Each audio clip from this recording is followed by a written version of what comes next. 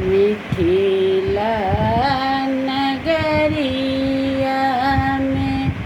एला महादेव एला महादेव बैसी गेल विद्यापति के द्वारा गे माई मिथिला नगरी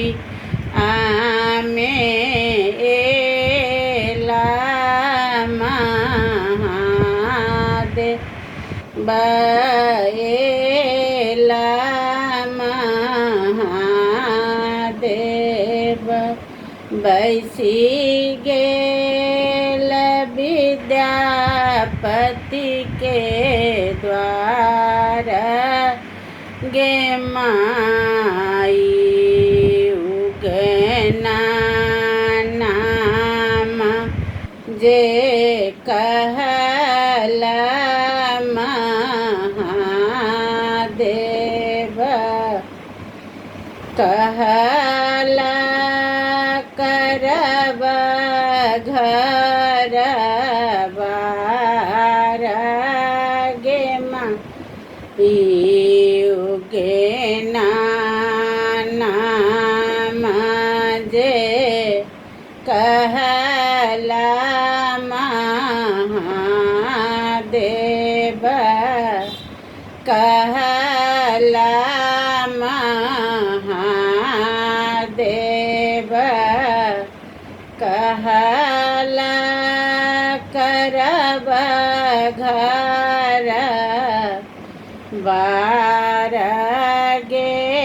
माई मिथिला नगरिया में एला महादेव बैसी गेल विद्यापति के द्वारा गे माई एहना भंगिया के कता सानला कता सानला बाड़ी झाड़ी जाड़ी गे माई से बाड़ी झाड़ी ओ जाड़ी गे माई मिथिला नगरिया में एला महादेव बैसी गेल विद्यापति द्वारा गे माई सुनो हे शिवधीरा किछु नहीं कहबैनी किछु नहीं कहबैनी उगना माया पार गे माई से उगना माया पार गे माई मिथिला नगरिया अएला महादेव बैसी गेल विद्यापति द्वारा गे गे माई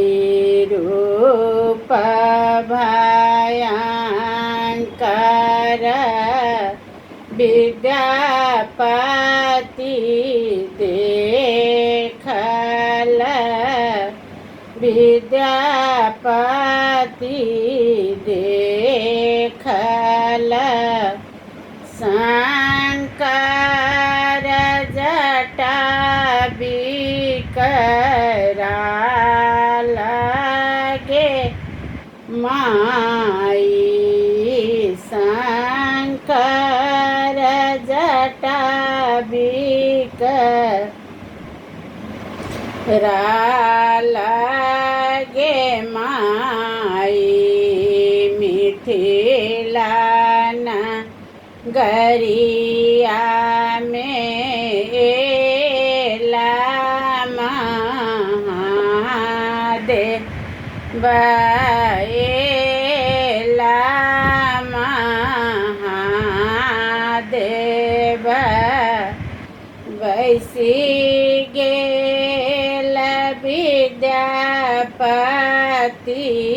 द्वारा गे माई विष्णु विद्यापति जुनि किछु बाजा जुनि किछु बाजब ताहि दिन जय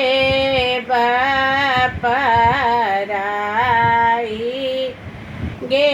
माई ताहि दिन जय